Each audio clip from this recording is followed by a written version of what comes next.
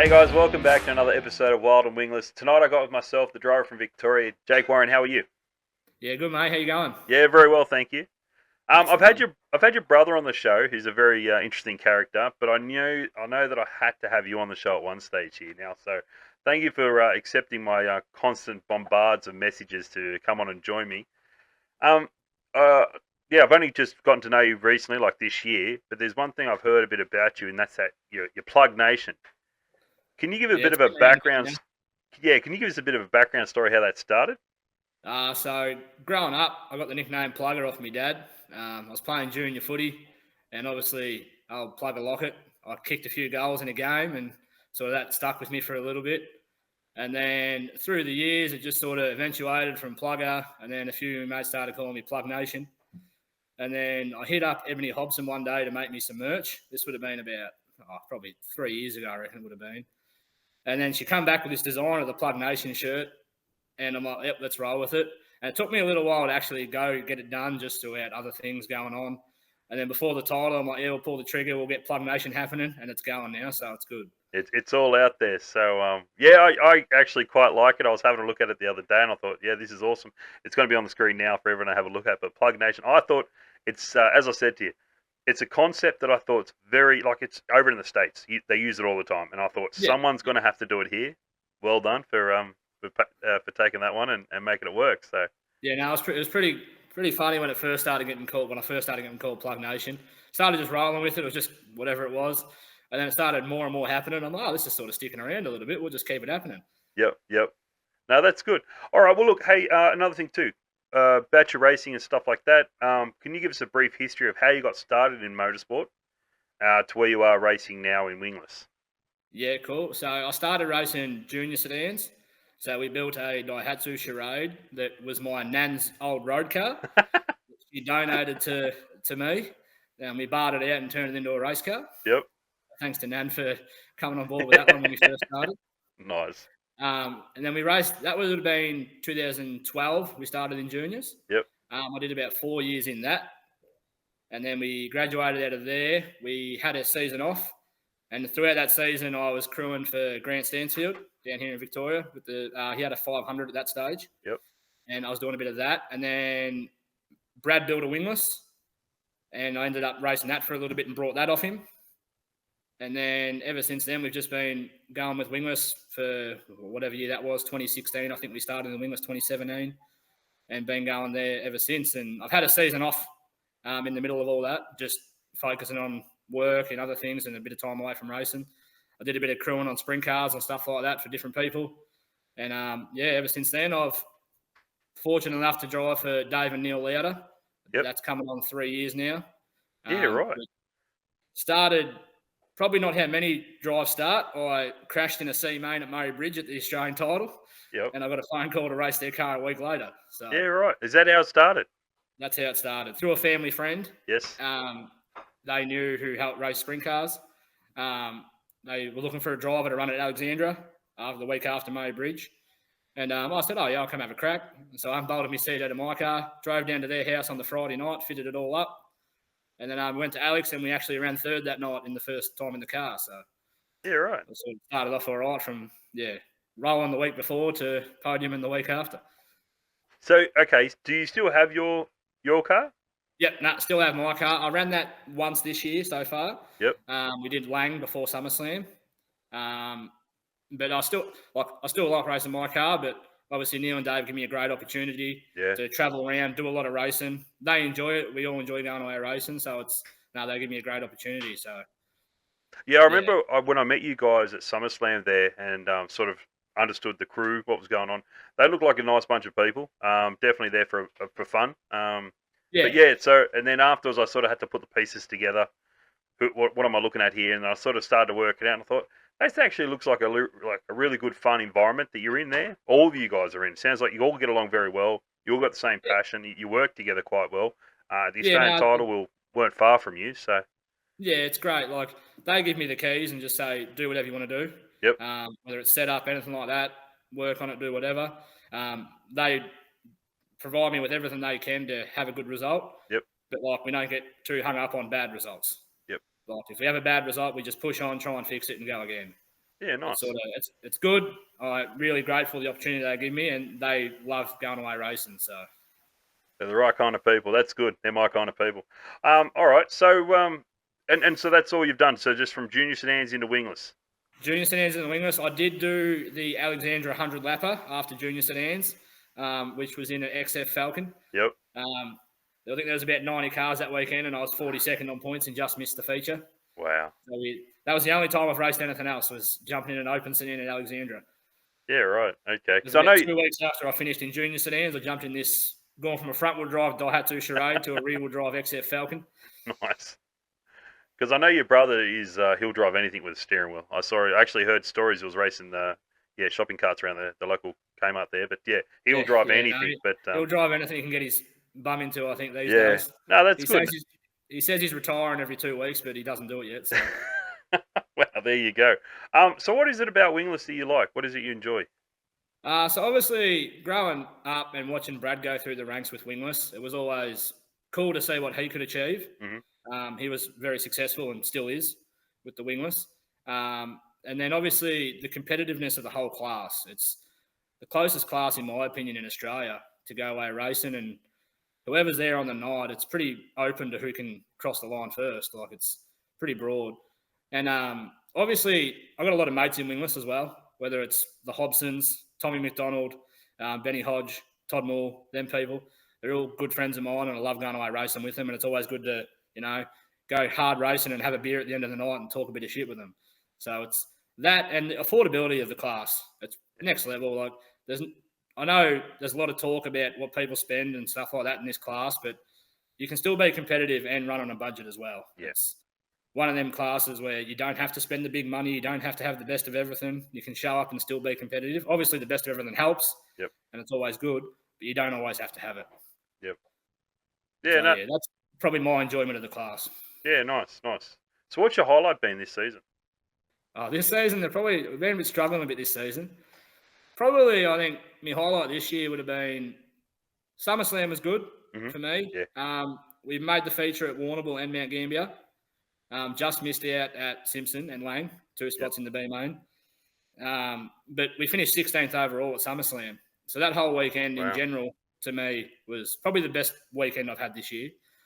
Apart from that, I enjoy going on little tracks and having fun. Yep. The big shows are great because it brings out the competitiveness in you, and you want to race against the best because you want to be the best. And that's where them shows count. But then I also love going to Druin Speedway on a Sunday day show and just having fun, enjoying it. Yep. The results are obviously you still want to win, but you're still having fun with your mates on a Sunday. Yeah. That's one thing I do like about Victorian Wingless, what you guys do as far as you guys have a race on a Saturday night, then you guys back up somewhere else on a Sunday show too, which is pretty cool. And you get decent car numbers for your Sunday show. So yeah, no, it's great. And the thing about the Sunday shows that you get and stuff like that, the tracks we put them on, they're always appreciative of the drivers who show up and support the track. Yep. And that's one of the things I notice as a driver is you always want to go where you feel appreciated a lot of the time. Some tracks you show up there, you're just a car number in the pit gate, and that's about it. Yeah, some tracks you go to and you're very valued, and it's really good. Interesting. Okay, no, that's good. We spoke about it before, but the Australian title at Timber Speedway there. How was? Give us your take on the Australian title. How did you go? It was really good for the first 6 laps of the first heat. We led, and then it went backwards from there. We had a yellow, and then I don't know what happened. We struggled for speed the whole weekend. We just couldn't find what was going on with the car, whether it was myself, setup. It was all me to blame anyway. But we struggled pretty much all weekend. We got better as the weekend went on. We found little issues and stuff like that throughout the weekend. But we started off okay. We got better, but we weren't great. Right. There's always something to improve on, but it's one of them races where, as you know, there was 107 cars there that weekend. Every position counts. Yep. I led that first heat for 6 laps, and we ran second. I got passed after a yellow, and we ran second till the last lap, and we dropped back to 5th on the last lap. So it sort of went from really good to start off and just turned to crap real fast. Yeah, because that finish in first for that first set, that would have been so good for your points. You start on pole, that's the one you got to capitalise on. Yeah, you have It's to. like that's the race that you have to make count. Yep. Because like you can start off the back of the next heat, it's a struggle. But if you get that first win, like you set yourself up for a good start. Yep. And you just got to make everything else count. But which we didn't do, which is no one's fault but my own. So we'll just wasn't great, but we still had a good weekend. A lot of the people that were up there were great. Have a beer after the races. You talk a bit of crap as you do. But the competitiveness of that whole weekend was grouse. The track was great. Yeah. Every night, every heat, that track you could pass. You could make some ground on someone. Like them prelim features were nuts. There was a bit going on in every race. Yes. And the A-main itself was grouse. Yep. There was a bit going on the whole way through the field if you watched, between Todd and Tyson at the front. Then after they had that yellow, there was about 5 of them battling for the lead. Like, Yeah. it was the whole weekend was grouse. What was your thoughts on that the different format, the change of format? I like the format, to be honest. I like the 5 prelim features. I know some people didn't because you're racing against people who haven't had as much points as you in the prelims and whatever. But I liked it. It gave everyone a bit more of a chance to race compared to, say, if 20 cars make a prelim feature, everyone else is packed up for that night. Yep. I like the 5 prelims. I liked the way it worked. The invert was good too. It made you really have to be on your game every time you went out that gate. Yeah. Spot on, true. I actually, everyone knows my thoughts on it. And you said the track was just, hats off to those boys for making a great track. They do a great job up there, and it's pretty much every show there. You watch the place, like sprint cars with the 410s. I've watched them up there a couple of times, and it can get rubbery on the bottom, as the wingless does sometimes. They do battle with some heat up there, especially in January and stuff like that, which makes sense. But like that time of year was perfect. They prepped it perfect. They ran a really good show. They did everything they needed to do, and it proved for a great weekend. Yeah, no, you're spot on right. What have you got more in the season? Have you got any more races coming up? Well, I was looking at my schedule earlier today. I think we pretty much race nearly every weekend until June. Oh, wow. Yeah, so Victoria's pretty lucky in that regard. We've got a fair bit of racing coming up. Yep. So I think we're off to Horsham this weekend in my own V84. Yes. Then we're back in the 58 at Simpson next weekend. Yep. And then over Easter, we head over the bridge to Gippsland for Rosedale and Bairnsdale. Yep. And then I think after that, we go to Swan Hill for a Super Series round. Yes. And that sees us out for this month. Jeez. And then we start it all off again. I think we go to Hamilton, Druin. There's a couple of Darlingtons in there. There's a little bit more going on still. Wow, that's incredible. That is absolutely insane. Victoria's just the place to be, I guess. Wow, so you still got a lot on, and you obviously mixing, as you said, between your 84 and the 58. So we're mixing that up, and we just like to go racing, turn some laps. Yep. As it is, the more racing you do, the better you get. Yeah, absolutely. Yeah. Which is what I try and do most of the time. So I'm very fortunate enough to go racing a lot because of the louder car, which is really grateful. Yep. We'll just keep trucking along and see how the season finishes off for us. Yeah, nice. All right, let me ask you a couple of questions. What's your favourite racetrack? Lang. Lang? Hands down, Lang. How good is Lang? I love it. There was always a running joke between me and Brad. A couple of years ago, I posted on Facebook that I'm going racing this weekend, and it was at Lang because I'd only ever raced Lang for like one season. I did like 4 shows at Lang and 1 show somewhere else, and that was my season done. You're right. And then Brad was always this, he's going for the Lang Track Championship again. He's, Nice. But Lang's my favourite. I like a little bull ring, and Lang does that. Like SummerSlam was great. I love the place. Man, I still remember going there, and once I saw it with my own eyes, standing there at the start-finish line, where the flagman was, looking left and right, and I'm thinking, wait, we got how many cars going on this? Yeah.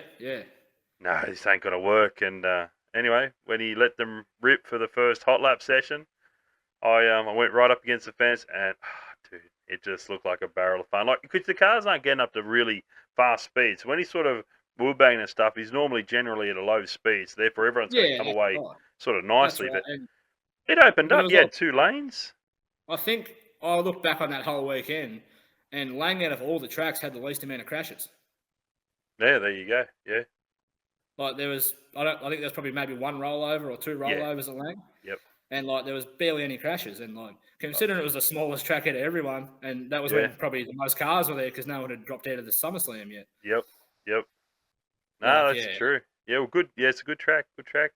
Yeah, no, Um, I love the place. I grew up there. My parents used to be president of Lang as a kid, so we were always around there growing up, and being a pain in the ass to mum and dad when they were trying to get stuff done.